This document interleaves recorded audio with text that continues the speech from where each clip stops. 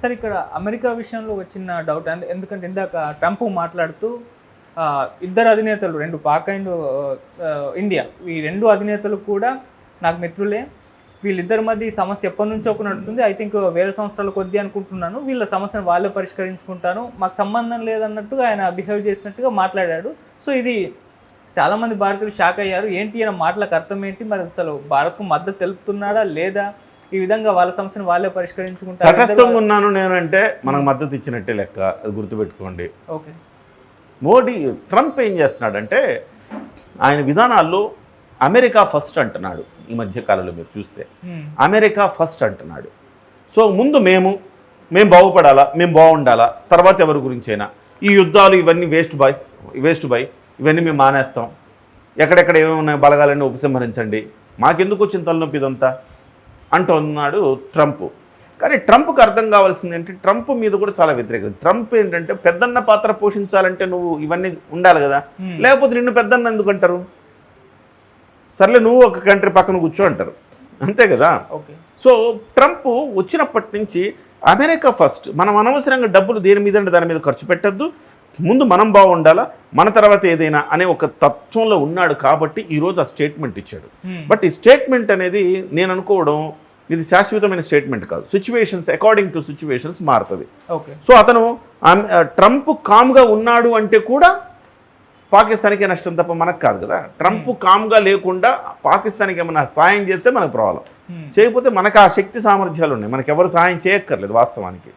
So డెఫినెట్గా నేనేమనుకుంటున్నానంటే Trump కూడా మన విదేశాంగ విధానం చాలా బలంగా ఉంది, సుంకాలు తగ్గిస్తుంది భారత్ నేను ఆశిస్తున్నా అంటున్నాడు 4 రోజుల నుంచి.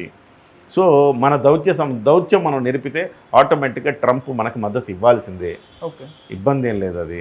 సో బయటకు అలా అంటే ట్రంప్ ఈరోజు మాట్లాడితే రేపు మార్చుకోగలుగుతాడు, పెద్ద విషయం కూడా కాదు. ఓకే, అండ్ ఇంకోటి సార్, మార్నింగ్ నుంచి ఒక న్యూస్ వైరల్ అవుతుంది, పాకిస్తాన్ భయపడింది, పాకిస్తాన్ ఆర్మీ చీఫ్ ఎవరైతే ఉన్నారో అతను పారిపోయాడు, పరారిలో ఉన్నాడు, వాళ్ళ ఫ్యామిలీని కూడా లండన్ పంపించేస్తాడని చెప్పేసి ఒక వార్త అయితే వైరల్ అవుతుంది. అంటే ఈ వార్తలు నిజం ఉందో లేదో తెలియదు కానీ వాళ్ళు భయపడ్డారని మాత్రం ఒకటి కన్ఫామ్గా ఉంది అని అంటున్నారు. పాకిస్తాన్లో ఇవాళ నుంచి కాదు ఆదిత్య, చాలా కాలంగా ఈ తింగరి ఎదవల డెసిషన్స్ వల్ల మన జీవితాలు నాశనం అవుతాయని కింది స్థాయి సైనికులు చాలామంది అనుకుంటున్నారు. మంచి పొజిషన్స్లో ఉండేవాళ్ళు చాలామంది ఒక్కొక్కరుగా రిజైన్ చేసి కెనడా, అమెరికా, లండన్ ఇట్లా వెళ్ళిపోతున్నారు చాలామంది. ఈవెన్ డానిష్ కనేరియా, ఆయన ఏమో పాకిస్తాన్ ఆర్మీ కాదు కానీ చెప్తున్న సందర్భం వచ్చింది కాబట్టి, ఫేమస్ క్రికెటర్ కదా అతను, ఈవెన్ అతని మీద కూడా దాడి జరిగింది. So being as a Hindu ఆయన అక్కడ ఉండటానికి కూడా భయపడ్డాడు. సో హిందువుల మీద దాడులు జరుగుతున్నాయంటే డానిష్ కనేరియా ఆ దేశం నుంచి పారిపోయి లండన్లో ఉంటున్నాడు, ఇవాళ యుఎస్లో ఉంటున్నాడు. ఇవాళ కనేరియా ఓపెన్గా చెప్తున్నాడు, తప్పుపడుతున్నాడు సైనిక చర్యల్ని. సో ఇవాళ ఎవరైతే ఆర్మీ చీఫ్ ఉన్నాడో ఆయన త్వరలో రిటైర్ కాబోతున్నాడు. ఈ రిటైర్ అయ్యేటప్పుడు వీళ్ళు ఏం చేస్తారంటే ఇలాంటి ఏదో ఒకటి మెలికి పెట్టి ఏదో గెలికేసి మేము కూడా తోపులమని నిరూపించుకొని దిగేయాలనుకుంటారు. ఆ సందర్భంలో అవసరమైతే క్యాప్చర్ చేస్తారు, ప్రజాస్వామ్య ప్రభుత్వాన్ని క్యాప్చర్ చేస్తారు. మన ముషారఫ్ దగ్గర నుంచి మనం చూస్తున్న చరిత్ర అంతా అంతే కదా. ఆర్మీ చీఫ్గా ఉంటాడు, ఇండియా పాక్ వార్ వస్తుంది, వార్ తెచ్చే స్థాయికి తెచ్చేస్తారు. తెచ్చేసిన తర్వాత సో ఇవన్నీ ఇంకా మీరు మూసుకొని కూర్చుండని పొలిటీషియన్స్ని పక్కన కూర్చోబెడతారు, వాళ్ళే మొత్తం కబ్జా చేస్తారు. ఈ వారేం పక్కన పెడితే వాళ్ళు దానికి నాయకులు అవుతూ ఉంటారు, దేశానికి వాళ్ళ అధ్యక్షులు అవుతూ ఉంటారు. ఇదంతా కూడా వాళ్ళ పాలిటిక్స్లో టాక్టిక్స్ అనమాట ఇదంతా. అంతే తప్ప అతను పారిపోతున్నాడంటే నాకు అది ఎంత రూమరే అనిపిస్తుంది తప్ప అదేమి వాస్తవం కాదనిపిస్తుంది. కానీ కొన్ని వందల మంది సైనికులు ఇప్పటికే దేశం దాటేశారు. రిజైన్లు చేయడం, ఏదో ఒక రీజన్ పెట్టడం, రిజైన్లు చేయడం, వెళ్ళిపోవడం, అది చాలా కాలం నుంచి పాకిస్తాన్లో జరుగుతూ ఉంది. అందుకే ఆ రూమరు ఈయన మీద కూడా వచ్చింది అట్లా. సరే, ఇక ఇండియాలో ఈ దాడి తర్వాత పరిస్థితులు మనం చూస్తున్నాం, పాకిస్తాన్ వాళ్ళందరినీ కూడా పంపించేస్తున్నారు. కాకపోతే ఈరోజు బయటపడ్డ విషయం ఏంటంటే సార్, హైదరాబాద్లో కానివ్వండి, విజయవాడలో కానివ్వండి ఇంతమంది పాకిస్తానీలు ఉన్నారా అని చెప్పేసి, అంటే ఇవాళ ఒక చాలామందికి తెలిసి వచ్చింది. అది ఇంతకు ముందు దాకా ఒక ఐడియా లేదు, ఉన్నారేమో అని అనుకోవచ్చు కానీ చాలామందిని ఇప్పుడు పంపించేస్తున్నాగా ఈ తాటి ఇప్పుడు వచ్చింది. సో దీనికి మీరు ఏం చెప్తారు సార్? ఎప్పటి నుంచో ఉన్నారు ఆదిత్య, చాలామంది కంటే కామన్ పీపుల్కి తెలియకపోవచ్చు కానీ సహజంగా కాస్త అవగాహన ఉండే వాళ్ళందరికీ పాకిస్తాన్ వాళ్ళు వీసాలు తీసుకుని అధికారికంగా ఉన్నారు, అనఫిషియల్గా దీనికి 10 ఉన్నారు. అది గుర్తుపెట్టుకోవాలి మీరు. వీళ్ళతో ప్రాబ్లం కాదు అసలుకి. 213 మందో 19 మందో ఉన్నారు హైదరాబాద్లో అంటున్నారు. వీళ్ళతో ప్రాబ్లం కాదు, వాళ్ళు అఫీషియల్గా వచ్చారు. వాళ్ళు దీర్ఘకాలిక వీసా మీద వచ్చారు, వ్యాపారాలు చేసుకుంటున్నారు ఇక్కడ. చాలామంది మీరు పాత బస్తీకి వెళ్తే పాకిస్తాన్ వ్యాపారులు కూడా ఉన్నారు అక్కడ. సో వాళ్ళు ఇప్పుడు మన దేశం వాళ్ళు అమెరికాకి వెళ్ళి పెట్రోల్ బంకులు పెడుతున్నారు, రెస్టారెంట్లు పెడుతున్నారు కదా. అట్లానే పాకిస్తాన్ వాడు వచ్చి పాత బస్తీలో ఏదో రెస్టారెంట్ పెట్టుకుంటాడు, ఏదో వ్యాపారం చేస్తున్నాడు. అయితే ఇప్పుడు వాళ్ళందరినీ నిలిపోమన్నారు. వాళ్ళతో గోల్ లేదు, ఎందుకంటే వాళ్ళు అధికారికంగా వచ్చారు, అధికారికంగా వెళ్ళిపోమంటున్నారు. కానీ ప్రాబ్లం ఎక్కడంటే 213 మందో 19 మందో అఫీషియల్గా ఉంటే అన్అఫీషియల్గా స్లీపర్ సెల్స్ లాగా అన్అఫీషియల్గా కొన్ని వేల మంది ఉండడమే సమస్య. ఓకే, విజయవాడలో కూడా చివరికి స్లీపర్ సెల్స్ ఉన్నారంటే ఆలోచించండి ఎంత దుర్మార్గమైన పరిస్థితిలో ఉన్నాం మనం. ప్రతి చోట స్లీపర్ సెల్స్ ఉన్నారు. సో ఆ స్లీపర్ సెల్స్ని వెతికి పట్టాలి. ఇప్పుడు మనకు అవకాశం వచ్చింది, సోషల్ మీడియా పుణ్యమాని అవకాశం వచ్చింది. ఈ స్లీపర్ సెల్స్ కూడా సోషల్ మీడియాలో యాక్టివ్గానే ఉంటారు. ఈ సోషల్ మీడియా ఒకవేళ స్లీపర్ సెల్ అంటే నిజంగా స్లీపర్ సెల్ లాగా వాడు ఉంటే పర్లా, కానీ సోషల్ మీడియా ఏముంది, వాడు స్లీపర్ సెల్లా ఉన్నా ఎవరికి వాడి ఐడెంటిటీ తెలియకుండా ఉన్నా ఒక సోషల్ మీడియా అకౌంట్ ఒకటి నమోదు చేసుకొని ఉండబట్టలేక ఏదో ఒకటి వాగుతూ ఉంటారు కదా, ఫేస్బుక్లోను ట్విట్టర్లలోను. వాళ్ళందరినీ వాళ్ళ కలుగుల్లోంచి బయటికి తీసి వాళ్ళని నిల్చోబెట్టి షూట్ చేసి పరదుంపాల, లేదా వాళ్ళ దేశానికి తరిమేయాల. ఇది తూర్పార పట్టాల్సిన పరిస్థితి. వీళ్ళని మనం మన దేశం నుంచి అధికారికంగా వీసాలు ఉండే వాళ్ళని వెళ్ళిపోమని చెప్పడం అనేది పెద్ద విషయం కూడా కాదు. వీళ్ళు ఎంతమంది ఉన్నా నష్టం లేదు, వాళ్ళు ఉన్నారు, వాళ్ళని పంపించేస్తున్నాం. కానీ మనకు తెలియకుండా ఉన్నారు చూసావా, వాళ్ళే దొంగలు. వాళ్ళని పట్టుకోగలిగితే మనం సగం విజయం సాధించినట్టు. ఇవాళ ఈ సందర్భం వచ్చింది కాబట్టి చెప్తున్నా, చాలామంది అంటున్నారు ముస్లిమ్స్ సాటి ముస్లింల మీద కూడా ద్వేషం చూపిస్తున్నారు. తప్పది. అక్కడ హిందువుల్నే చంపేశారు, ఈ ముస్లిమ్స్ అంతా ఇలాంటి వాళ్ళే, అట్లా ఇట్లా తప్పది. అది తప్పు. ఎందుకంటే వాళ్ళందరూ ముస్లిమ్స్ అందరూ ఉగ్రవాదులు కారు, క్రిస్టియన్లు అందరూ ఉగ్రవాదులు కారు. ముస్లిమ్స్లో కూడా క్రిస్టియన్స్లో కూడా ఒక 10% 20% దుర్మార్గులు ఉంటారు. ఎస్పెషల్లీ ముస్లిమ్స్లో అయితే ఈ స్లీపర్ సెల్స్ ఉంటాయి. క్రిస్టియన్స్లో అయితే స్లీపర్ సెల్స్ అవసరం లే, బహిరంగమైన సెల్సే ఉంటాయి, యాక్టివ్ సెల్సే ఉంటాయి క్రిస్టియన్స్లో. ఇత మతం ఈ మధ్య కాలంలో మీరు చూశారు, మత మౌఢ్యులు భారతదేశాన్ని అసలుకి మన దగ్గర ఉన్న ప్రభుత్వాన్ని కూలదోయడానికి మీటింగ్లు పెట్టి కూటమి ప్రభుత్వాన్ని దించాలని చెప్పారు. రాజద్రోహం చేసేవాళ్ళు ఇవాళ అంటారు, రేపు మోదీని దించాలంటారు. సో మనం బతకాలని ముస్లిమ్స్ క్రిస్టియన్స్ ఒకటి కావాలా అని మాట్లాడి దుర్మార్గులు ఉన్నారు ఇవాళ ఇక్కడ. వీళ్ళని శిక్షించాలా. మనం బయటవాడు పాకిస్తాన్తో యుద్ధం చేయడం పెద్ద విషయం కూడా కాదు ఆదిత్య, 1 వీకే మ్యాటర్. కానీ మన దగ్గర ఉన్నారు చూసావా చాలామంది, ముసిగేసుకుంటారు, ముసిగేసుకుని హిందూయిజాన్ని లేకపోతే భారతదేశ సార్వభౌమత్వాన్ని ప్రశ్నిస్తూ ఉంటారు కదా, పాకిస్తాన్కి మద్దతుగా మాట్లాడుతుంటారు కదా. ఒక అరుంధతి రాయ్, ఒక మమతా బెనర్జీ, ఏం చేయాలి వీళ్ళందరినీ? శైలేష్ యాదవ్, ఇలా చాలామంది ఉన్నారు. సో వీళ్ళందరినీ ఏం చేయాలి? వీళ్ళని ముందు చివరికి పాకిస్తాన్ డిబేట్స్లో మనకు మద్దతు ఇచ్చేవాళ్ళు ఉన్నారు భారతదేశంలో. అరుంధతి రాయ్ మనకు మద్దతు ఇస్తుంది, మమతా బెనర్జీ మనకు మద్దతు ఇస్తుంది, కాంగ్రెస్ పార్టీలో చాలామంది మనకు మద్దతు ఇస్తున్నారు, ఇండియా కూటమిలో మనకు మద్దతు ఇచ్చేవాళ్ళు ఉన్నారని మాట్లాడుకుంటున్నారంటే వాళ్ళ డిబేట్లలో అర్థం చేసుకోవచ్చు సిచ్యువేషన్ ఎంత డేంజరస్గా ఉందో. వీళ్ళని ముందు మనము బుద్ధి చెప్పాలి. నిజం చెప్పాలంటే ప్రజాస్వామ్యం ఎక్కువైపోయింది భారతదేశంలో, ఎక్కువైపోయింది. ఎవడు ఏమైనా మాట్లాడచ్చు, ఏమైనా కోయచ్చు. నువ్వేమైనా మాట్లాడచ్చు. ఆదిత్యం నేను తిట్టచ్చు, ఆదిత్యం నన్ను తిట్టచ్చు, పర్లా, ఓకే. నీకు వాక్ స్వాతంత్రం ఉంది, నన్ను తిడతావు, నాకు నేను తిడతా. పోనీ అబ్బా నేను పవన్ కళ్యాణ్ తిడతా, పోనీ వాక్ స్వాతంత్రం ఉంది అని వదిలేయండి. లేదా చంద్రబాబుని తిడతా, జగన్ తిడతా, వదిలేయండి. కానీ దేశ సార్వభౌమత్వాన్ని ప్రశ్నించేంతటి వాక్ స్వాతంత్రం ఎవడికి ఉండరాదు. ప్రజాస్వామ్యంలో నీకు వాక్ స్వాతంత్రం ఉన్నా కానీ నీకు దేశ సార్వభౌమత్వానికి బీటల వారేలా మాట్లాడేంత వాక్ స్వాతంత్రం ఉంటే అది ప్రమాదకరం దేశానికి. ముందు ఇక్కడ యూట్యూబ్ ఛానళ్ళు పెట్టుకొని చిలువలు పొలువులుగా మాట్లాడుతూ ఇవాళ ఒక అరుంధతి రాయల్లాగా చాలామంది తయారయ్యారు మన తెలుగు రాష్ట్రాల్లో కూడా. ప్రశ్నిస్తానని ఒకడు, తులసి మొక్క ఇంకొక చోట, ఇలా ఒక్కొక్కళ్ళు బయలుదేరారు.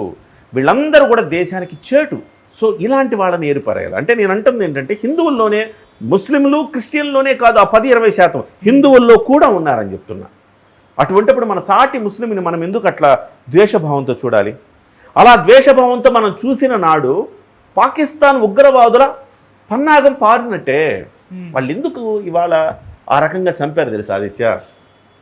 ఇవాళ నువ్వు ముస్లిమా హిందువా, ముస్లిమా హిందూ ఎందుకు అలా అడిగారు? ఇంతకుముందు ఎప్పుడు అడగలేదే. విచక్షణారహితంగా కాల్పులు చేసి వెళ్ళేవాళ్లే. ఇవాళ ఎంత సెలెక్టివ్గా ఎందుకు చంపారు? ఎందుకు చంపారంటే భారతదేశంలో పురుషుల్ని ఎందుకు చంపారు? అది కూడా భారతదేశంలో పురుషాధిక్య సమాజం అంటే పితృస్వామ్య సమాజం మంది. పితృస్వామ్య సమాజంలో ఒక ఇంటి పెద్దని చంపేస్తే జీవితాంతం ఏడవాలి భార్య బిడ్డలు. ఇది వాళ్ళు అనుకున్నారు. ఇలా ఒకటి ఫస్ట్. రెండవది, నువ్వు హిందువా ముస్లిం అంటే ముస్లిం అయితే వదిలేసి హిందువుని చంపేస్తే వాడికి ఏమనిపిస్తుంది? ఎస్, అరే మన దేశంలో ముస్లిమ్స్ అయితే వాళ్ళకి ఫ్రెండ్స్, మనం మాత్రమే శత్రువులు. అంటే ముస్లిమ్స్ వాళ్ళు ఒకటే అని హిందువులు కనిపించి హిందువులు సాటి ముస్లిమ్స్ మీద ఒక ద్వేషంతో వ్యవహరిస్తారు. వ్యవహరించడం వల్ల రేపో మాపో ఇద్దరి మధ్య అంతర్గత యుద్ధం రావాలి. బయట నుంచి మనం భారతదేశాన్ని ఏమీ పీకలేము, కానీ వాళ్ళ అంతర్గతంగా హిందూ ముస్లింల మధ్య ఒక చీలికొచ్చి అంతర్యుద్ధం జరిగితే, మత కల్లోలాలు జరిగితే చూసి మనం చలిమంట కాచుకుందామని ఎదురు చూస్తున్నారు. సో అటువంటప్పుడు మన దగ్గర ఎవరో ఒక అతను అన్నాడు, ఫేస్బుక్లో పోస్ట్ పెట్టాడు, ఏమని, పూలమ్మే ముస్లిము మా ఇంటి పక్కన పూలు అమ్ముతుంటాడు, పూజకి వెళ్తే ఆయన దగ్గర పూలు తీసుకోవాలా లేదని ఆలోచన వచ్చింది నాకు ఇవాళ, ఏమంటారు ఫ్రెండ్స్, నేను పూలు కొనుక్కోమంటారా వద్దా అంటే, అదేంటయ్యా నిరభ్యంతరంగా కొనుక్కో, అతనేమైనా ఉగ్రవాదా తీవ్రవాదా? నిరభ్యంతరంగా కొనుక్కో. నీ సాటివాడు, నీ తోటివాడు, మీతో కలిసి జీవించేవాడు, వాడి ఉపాధిని దెబ్బతీస్తే వాడు తీవ్రవాది అవుతాడు. వాడి ఉపాధిని నువ్వు ఎట్లా దెబ్బతీస్తావు? కరెక్ట్ కాదు అది. నీ దగ్గర ముస్లిం వచ్చి కొనుక్కోవాలి, ముస్లిం దగ్గర క్రిస్టియన్ దగ్గర నువ్వు కొనుక్కోవాలా? అంతా మనము ప్రజాస్వామ్య దేశం మంది, అన్ని మతాల కలయిక ఇది. ఇలాంటి దేశంలో మనం ఆ రకమైన థాట్ ఎప్పుడైనా వచ్చిందా? అది పాకిస్తాన్లో కావాల్సింది, ఆ ఉగ్రవాదులకు కావాల్సింది కూడా అదే. సో అలాంటి థాట్స్ ఎవరికైనా ఉంటే దయచేసి పక్కన పెట్టండి. మన సోదరులే ముస్లిమ్స్, మన సోదరులు. ఇవాళ పాత బస్తీలో ర్యాలీ చేశారు, అద్భుతమైన మాటలు మాట్లాడారు, ఒక్కొక్కళ్ళు మన హృదయం అలాగా దోచేశారు. ఇవాళ అక్కడ ఒక ముస్లిం మీకోసం పోరాడి ఒక ముస్లిం ప్రాణాలు అర్పించాడు. హుస్సేన్ షా మీకోసం పోరాడాడు, మీకోసం గుర్రం నడుపుకునేవాడు. అతని ఫ్యామిలీ రోడ్డున పడిపోయింది, 2 తల్లిదండ్రులు, 2 పిల్లలు, భార్య, దిక్కులేని వాళ్ళు అయ్యారు. సో నీకోసం పోరాడాడు కదా. ఎవడైతే ముస్లిమ్స్ మిమ్మల్ని హింస పెట్టారో ఆ ముస్లిమ్స్కు ఇంకొక వేరే ముస్లిమ్స్ అందరూ కూడా మిమ్మల్ని కాపాడిన వాళ్ళు కూడా వాళ్లే కదా. మిమ్మల్ని ఎక్కడికక్కడ ఆటోల్లో తీసుకెళ్లారు, డబ్బులు అడగల, ఏం అడగల, గుర్రాల్లో బగ్గీల్లో తీసుకెళ్లారు, ఆటోల్లో తీసుకెళ్లారు, భుజాన్ని వేసుకొని తీసుకుపోయారు. వాళ్ళందరూ కూడా సాటి ముస్లిమ్సే కదా. సో కొంతమంది అంటున్నారు వాడు మతం అడిగి చంపాడు, ఉగ్రవాదానికి మతం లేదనే వాళ్ళకి ఇదే ఉదాహరణ. అంటే వాడు చంపిందే నీ దగ్గర మత కల్లోలు సృష్టించడానికి కదా వాడు చంపింది. వాడి ఉద్దేశం అది. వాడి ట్రాప్లో మనం పడితే ఎట్లా? మనం సాటి ముస్లిమ్స్ పట్ల ప్రేమతో ఉండాలా. ఇవాళ మన కోసం వాళ్ళు కూడా ర్యాలీలు చేస్తున్నారు, నా కొడుకులను చంపేద్దాం సార్ అంటున్నారు, అంత రగిలిపోతూ ఉన్నారు. సో మనం అందరం సోదరులమే. సో మనం ఎక్కడ మన యూనిటీని మనం కోల్పోవద్దు. ఇవాళ ఆమె మధుసూదన్ గారి భార్య చెప్పింది, మమ్మల్ని కాల్చింది, నా భర్తని కాల్చింది ముస్లిమే, మమ్మల్ని రక్షించింది కూడా ముస్లిమే. అటువంటిప్పుడు ముస్లింలను ఎలా ద్వేషిస్తావు నువ్వు? తప్పు కదా అది. సో కాబట్టి ఈ మొత్తం అంశంలో నేనైతే ఈ మెసేజ్ అయితే పర్ఫెక్ట్గా వెళ్ళాలని నేను అనుకుంటున్నాను ఆదిత్య. ఎందుకంటే సాటి ముస్లింలని మనం సోదర భావంతోనే చూడాలి. మనము కలిసి పాకిస్తాన్ని తొదముట్టించాలి. అంతే తప్ప నువ్వు ఒక్కడవే హిందువులే వెళ్ళి పాకిస్తాన్ మీద యుద్ధం చేస్తారా? మన సైనికులు ఎంతమంది ముస్లిమ్స్ లేరు.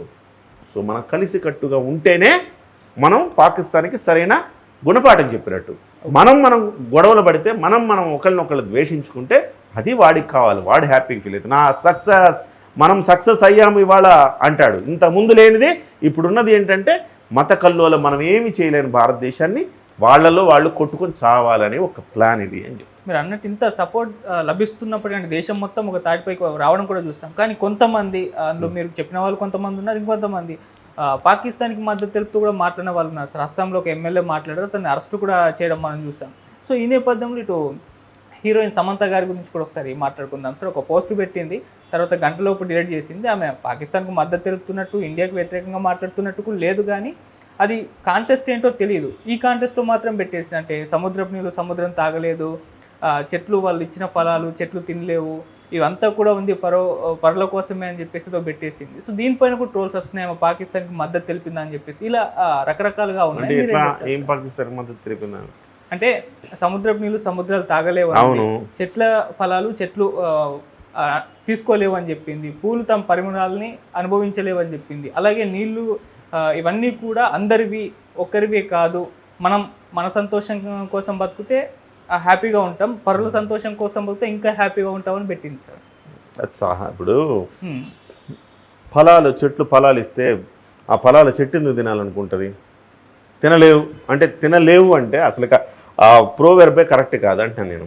అంటే చెట్లు ఫలాలు ఇస్తాయి, చెట్లు ఇచ్చిన ఫలాల్ని చెట్లు తినలేవు అంటే అర్థం ఏంటి అసలుకి? నువ్వు పిల్లల్ని కంటావు, నీ పిల్లల్ని నువ్వు తింటావా? లేదుగా.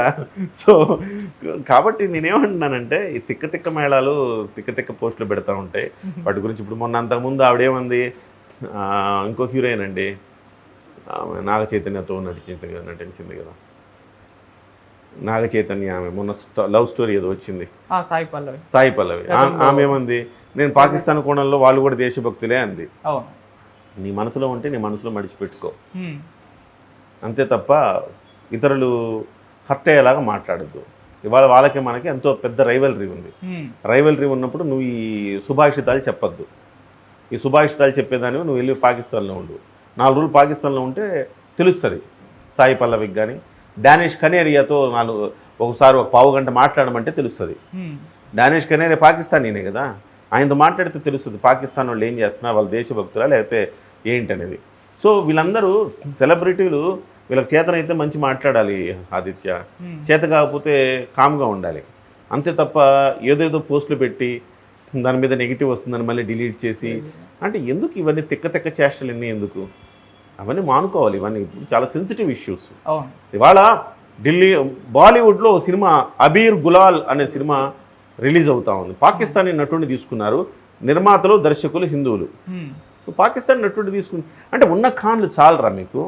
ఆమీర్ ఖాను, షారూక్ ఖాను, సైఫ్ అలీ ఖాను, సల్మాన్ ఖాను, మళ్ళీ ఆ ఖాన్లకి మేనల్లుళ్ళు, అన్న కొడుకులు, తమ్ముడు కొడుకులు, వాళ్ళ కొడుకులు, ఇంతమంది ఖాన్లు చాలరా మీకు?